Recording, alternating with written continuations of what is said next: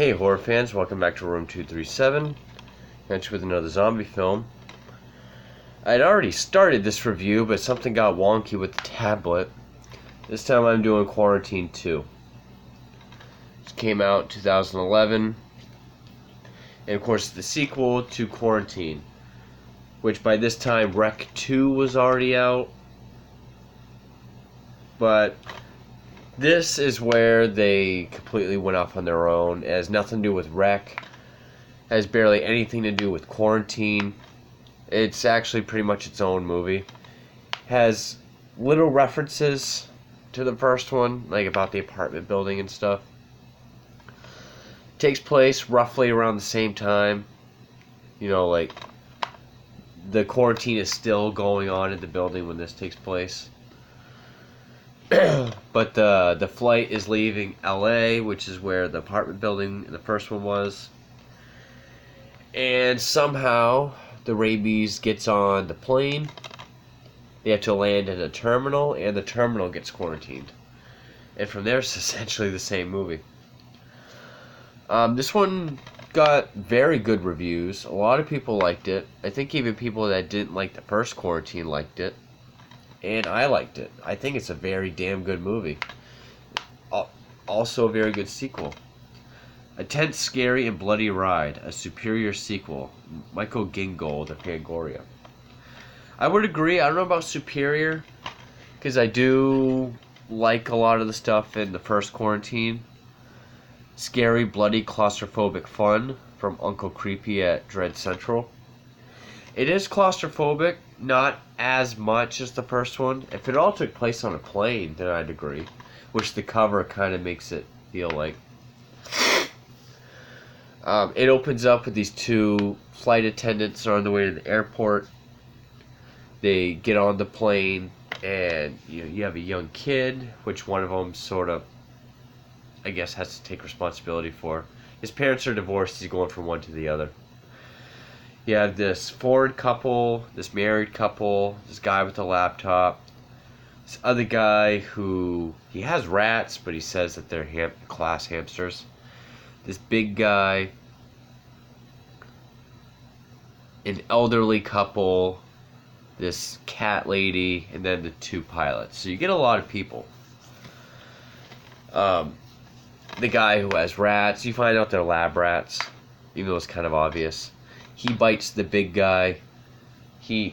So we actually see a little zombie action on the plane, and I think it's well done. In fact, I think that's him. In the first one, they have like high-pitched screeches, kind of like banshees. In this, they do that, but it's a bit more like a deep, guttural sound. Then when they get to the terminal, that's when they find out they're in quarantine. And actually, the bag handler gets involved. But from there, it's kind of like the first one. They get in quarantined. They send in hazmat guys. Doesn't go well. Everyone's trying to find out answers. Everyone's bickering and arguing. Trying to be the leader. But I would say it's well done. Even though it is very much a sequel because of how a lot of the beats are the same. It is its own story. Like, it only references the apartment building somewhat. Like, in the beginning, there's a news story of it. The guy with the rats, you find out he's the one with the attic apartment, the penthouse apartment, the attic apartment. So I guess, like, the emaciated guy and the boy, the trapdoor from the first one, are like his test subjects. Because he's part of some terrorist group or terrorist cult that want to control the population by creating a plague. So he's sort of created this rabies virus. Well, not rabies, but like a form of rabies. And from there, it's just people being attacked, getting killed here and there. See who survives. This is not found footage at all. I know Rec 1, 2, and half of 3 are found footage. Quarantine was found footage. This one is a standard film. It really upped the ante with the gore and the zombie action. Definitely give it that. It is a very, very well done sequel. There is some cool ideas, like once you find out the guy with the rats, he's the one behind everything. He got bitten, he has to give himself an antidote that he made, which I know there's no cure for rabies, so I don't know how accurate this is. He gives himself a shot in the bite, then a shot like under his eyeball, which then when he turns, like that eye is all fucked up, so I thought that was kind of neat. But, you know, you have the surviving flight attendant, this other girl. The other girl was bitten, so she's like, I'm going to buy you some time. So she runs out into the open, makes some noise, and they all come out from everywhere and attack her. She's wearing these, like, this night vision, but it's black and white, so it kind of looks like black and white infrared. It kind of reminded me of, like, The Last of Us, my favorite video game, when you go into hearing mode, and they're just coming out of everywhere.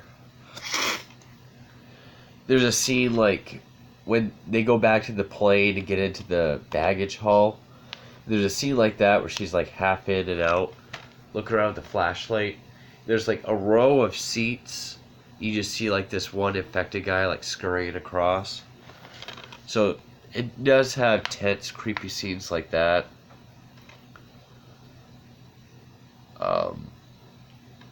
Yeah, not too much to say.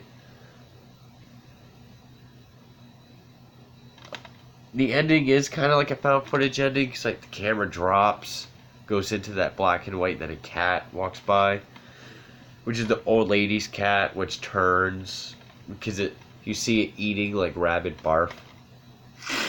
So the cat still made it out of the quarantine. So they never made a 3, which it would have been cool if they did something with that cat, made a 3 where it hits the general population.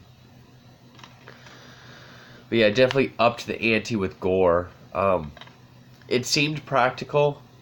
If it was CGI, then they did it the way CGI should be made, which is when you can't tell. But yeah, I mean, it essentially is the same thing as Quarantine, just at an airport. Maybe with more people. I don't remember how many was in the first one. The zombies in this seem more animalistic. The first one sort of seemed more like textbook rabies, like the confusion and stuff like that. This one, they're more animalistic. Like they go in this one room, and there's a guy like sitting like Smeagol, you know, his legs are up here on like a file cabinet. So a little more animalistic. The whole how long it takes for them to turn is sort of script convenient, kind of like the first one. It didn't really have as many cool shots as the first one, like looking down the steps and then seeing like the heads poke out of the different levels. There was one cool death where they're in the back of this box truck. There's like a escape door at the top. It grabs this one guy, so they hit a button on the lift, so it goes up and crushes him. You don't see much blood. But it did have the claustrophobic element, you know, of, you know, you're trapped in this one area. Shows how the government doesn't really know what they're doing, because they send the hazmat guys in. One gets attacked, so the other ones grab him to get out. But then you see, like, once they get out, the military just shoots them. Also, this other guy, one of the main characters, runs out and gets shot. So they grab this one and pull him in, make him explain what's going on, then he just shoots himself. Which, the guy that has the rats, the one that was behind everything, he plays Lewis in season 7 of Dexter. So you have another Dexter person, because Deb was in the first one. But you know, it probably would have been hard to do a quarantine film on the plane, because, you know, because of fuel and how are they going to quarantine you. But the scenes on the plane were very claustrophobic because there is nowhere to go. You know, when she's down in the baggage hall, that was probably the creepiest part.